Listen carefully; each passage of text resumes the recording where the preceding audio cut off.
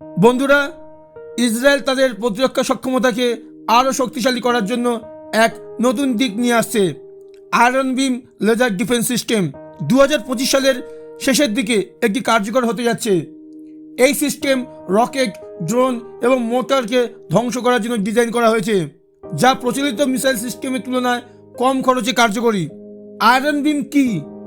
Iron বিম মূলত একটি ground based directed energy weapon. একটি শক্তিশালী লেজার বিম ব্যবহার করে লক্ষ্যবস্তুকে ধ্বংস করে।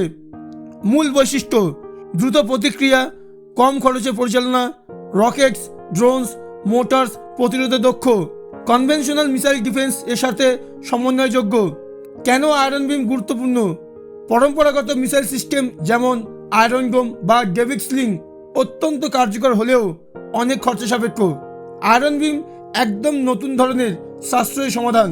ছোট লক্ষ্যবস্তু যেমন ড্রোন বা ক্ষুদ্র রকেট খুব দ্রুত ধ্বংস করতে পারে। এটি ইসরায়েলের প্রতিরক্ষা খাতে কস্ট এফেক্টিভ সমাধান হিসেবে পরিচিত। আয়রন বিম লেজারের শক্তি ব্যবহার করে লক্ষ্যবস্তুতে কনসেন্ট্রেটেড হিট এনার্জি পাঠায়। লক্ষ্যবস্তুতে কনসেন্ট্রেটেড হিট জমা হয়। ছোট ক্ষেপণাস্ত্র বা ড্রোন তা মুহূর্তে ধ্বংস হয়। কনভেনশনাল মিসাইল সিস্টেমের তুলনায় কম রক্ষণাবেক্ষণ খরচ। একাধিক লক্ষ্যবস্তু একসাথে ধ্বংসের ক্ষমতা। Multiple target engagement. আঞ্চলিক ও আন্তর্জাতিক গুরুত্ব। মিডল ইস্টের নিরাপত্তা চ্যালেঞ্জ অত্যন্ত গুরুতর। আয়রন বিম ক্ষেপণাস্ত্র হামলা, ড্রোন ও মোটরের দ্রুত প্রতিক্রিয়ার মাধ্যমে ইসরায়েলের নিরাপত্তা বৃদ্ধি করবে। সাথে সাথে এটি আন্তর্জাতিকভাবে লেজার ডিফেন্স প্রযুক্তিতে ইসরায়েলকে নতুন নেতৃত্ব দেবে।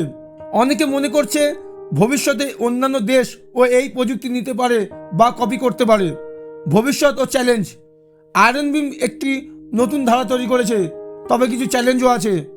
অত্যন্ত শক্তিশালী লেজার তৈরি ও পরিচালনা খরচ, দীর্ঘ দূরত্বের লক্ষ্যবস্তু ধ্বংসের সীমাবদ্ধতা, আবহাওয়া ও ভিজিবিলিটি সমস্যার কারণে কখনো কার্যকারিতা কমে যেতে পারে। তবুও একটি প্রচলিত মিসাইল ডিফেন্সের সাশ্রয়ী এবং দ্রুত প্রতিক্রিয়াশীল বিকল্প। বন্ধুরা, আয়রন বিম শুধু একটি লেজার সিস্টেম নয়, এটি ভবিষ্যতের যুদ্ধের একটি প্রতীক। আপনারা কি মনে করেন, এই প্রযুক্তি কি বিশ্বের অন্যান্য দেশের জন্য একটি গেম চেঞ্জার হতে পারে? কমেন্টে জানাতে ভুলবেন না। ভিডিওটি লাইক, শেয়ার এবং সাবস্ক্রাইব করুন আরও বিশ্লেষণাত্মক প্রতিরক্ষা খবরের জন্য। ধন্যবাদ।